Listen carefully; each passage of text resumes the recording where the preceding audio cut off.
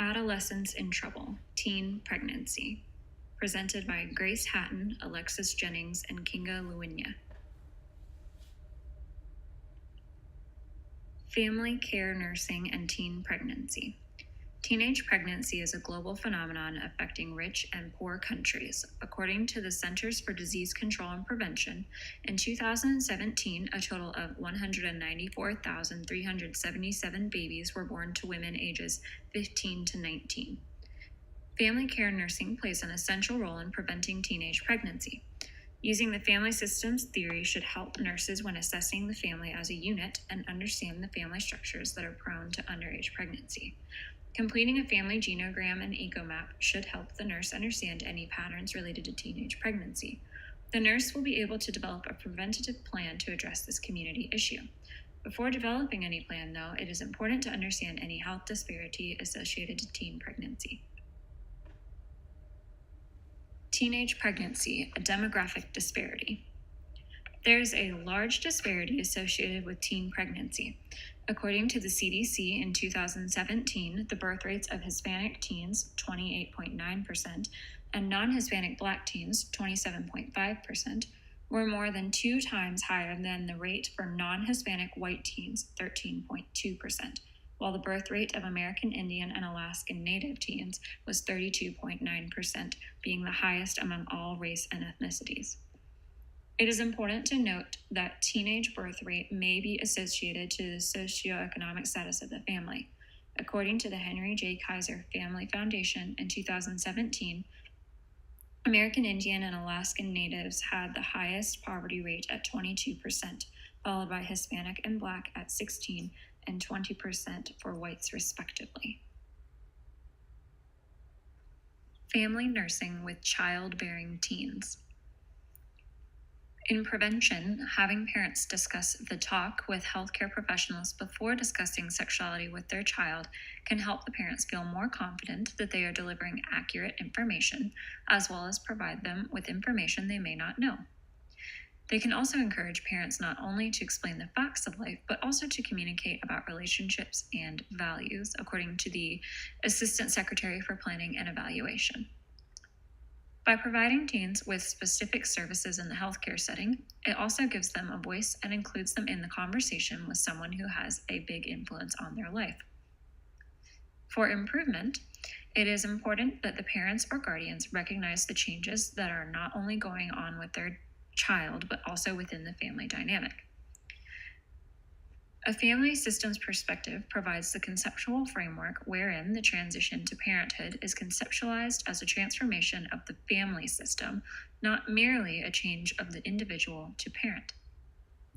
This is especially the case in adolescents' transition to parenthood because the family unit must adjust to the teenager's parenting and adapt to incorporate her child into the family. The teen needs to be in a supportive environment that helps develop parenting skills and includes a healthy, functioning family.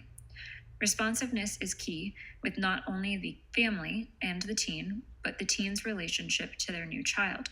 From birth, it is important for the newborn to cultivate warm, affectionate relationships. As a healthcare provider, it is important to support and strengthen the family's ability to grow and develop as a new unit. The most frequently cited cost associated with a teenager's childbearing was increased family stress and arguments, cited by more than half of youth. So it is also just as important that the family develops coping skills for stress, tension, and anger. Family stress and tension are likely to be greater within teenage childbearing households than among adult parents, though because the teenager is likely unmarried and the birth was likely unplanned. Assessing and assisting the pregnant teen. When the family nurse does their assessment of the teen and their family, it is important for the nurse to know the socioeconomic status of the teen. If it is evident the teen will need assistance due to poor family support, the nurse can refer the teen to programs like WIC to assist with feeding the teen and infant. The nurse can also refer the teen to prenatal clinics for checkups, as these may be easier for the teen than going to a primary doctor or specialist during and after their pregnancy.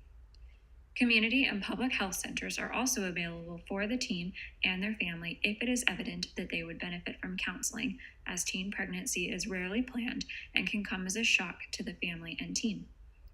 If the nurse identifies potential conflicts in child care for the newborn, the nurse can assist in finding programs within the community to help provide child care, particularly if family care is not an option. Educating the teen and family. To provide an opportunity for the best health outcome for the teen and infant, the family nurse should educate the teen about changes to sleep patterns and the importance of sleeping when the baby does to try and maintain adequate rest.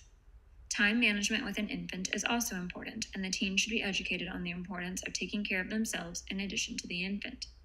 The teen and family should also be taught the importance of alternating who changes the infant, feeds the infant, and comforts them. This can help prevent role strain and burnout early on, especially for the teen who is likely also balancing school with raising an infant.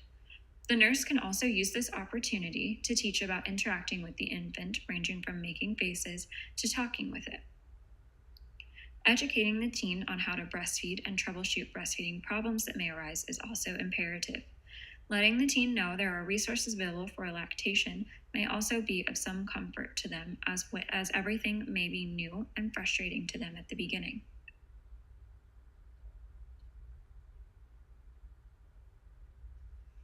Mental health screening and intervention.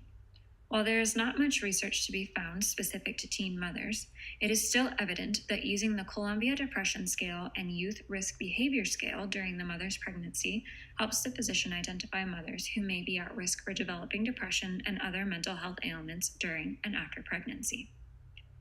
The Edinburgh Scale assists in identifying postpartum depression in the mother and gives her a correlating score of how severe her depression is. This assists the provider in giving the mother appropriate resources and medications if necessary. Seeking assistance from the mother's primary provider may prove easiest, as she will already have a standing relationship with them. The existing rapport will likely make it easier for the mother to receive advice and referrals to counseling if she requires it.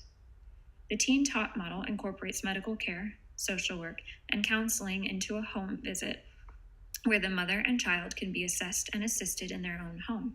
This may also be easier for teen mothers who may not have easy access to transportation to and from office visit.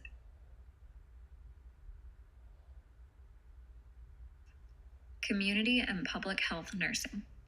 When discussing community and public health, it is important to look at the community as a whole and use it as a reflection of the health and the individuals in the community. By giving teens the tools and resources to become educated and receive help, you are increasing the awareness of teen pregnancy. It is important to implement sexual and reproductive education, counseling, and contraceptive provision in schools in order to increase knowledge about sex, contraceptive use, and decrease the prevalence of teen pregnancy. Looking at community programs, here are 3 popular programs listed and recommended on the CDC website. The Contraceptive Choice Center provides high-quality family planning services for teens and women. Services include birth control, counseling methods, IUDs and implants, annual well woman exams, STD testing and treatment, emergency contraception, pregnancy testing, health insurance counseling, and more. Another resource is the UT Teen Health, and it is about helping teens gain confidence, knowledge, and skills to reach their greatest potential and have a future. We educate students, empower families, and elevate community awareness about teen health. The third is the Power to Decide, which provides trusted, high-quality, accurate information backed by research on sexual health and contraceptive methods.